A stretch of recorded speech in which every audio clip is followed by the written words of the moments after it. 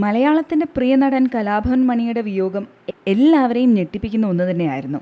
Cinema ലോകത്ത് നിന്നും ഒരുപാട് പേര് മണിയെ അനുസ്മരിച്ച് ഫേസ്ബുക്കിൽ കുറിച്ചു. മമ്മൂട്ടി, സുരേഷ് ഗോപി, കാവ്യ മാധവൻ, ദിലീപ്, മഞ്ജു വാര്യർ, അങ്ങനെ ഒരുപാട് താരങ്ങൾ.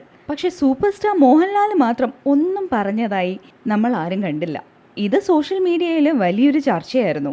മോഹൻലാൽ തൻ്റെ ഫേസ്ബുക്ക് പേജിൽ മണിയുടെ ഫോട്ടോയ്ക്കൊപ്പം ആദരാഞ്ജലികൾ എന്ന് മാത്രമാണ് കുറിച്ചത്. അതിൽ കൂടുതൽ ഒന്നും തന്നെ മോഹൻലാൽ ഈ ഒരു വിഷയത്തെപ്പറ്റി കമൻറ്റ് ചെയ്തിരുന്നില്ല. മറ്റു വിഷയങ്ങളിലൊക്കെ ഒരുപാട് ഇൻട്രസ്റ്റ് കാണിക്കുകയും അതിനെക്കുറിച്ച് കമൻറ്റ് ചെയ്യുകയും ചെയ്യുന്ന മോഹൻലാൽ എന്തുകൊണ്ട് മലയാളത്തിലെ പ്രിയ നടൻ മണിയുടെ വിയോഗത്തെക്കുറിച്ച് ഒന്നും പറഞ്ഞില്ല എന്നുള്ളത് എല്ലാവരിലും ഒരു ആശങ്കയുണർത്തിയ കാര്യമാണ്. അതിൻ്റെ കാരണം എന്താണ് എന്ന് ഇപ്പോൾ മോഹൻലാൽ തന്നെ പറഞ്ഞിരിക്കുകയാണ്.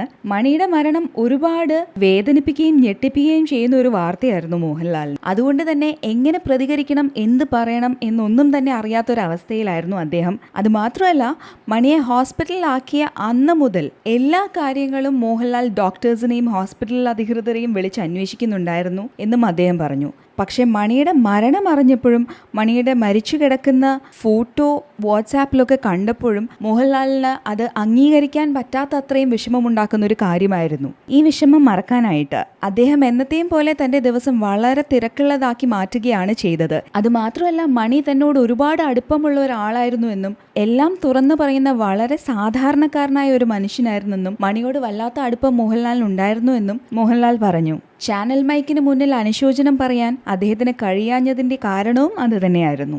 എന്തായാലും മലയാളത്തിന് പ്രിയ നടൻ കലാഭവൻ മണിയുടെ വിയോഗം വല്ലാത്തൊരു വേദനയാണ് എല്ലാവരിലും ഉണ്ടാക്കിയിരിക്കുന്നത്.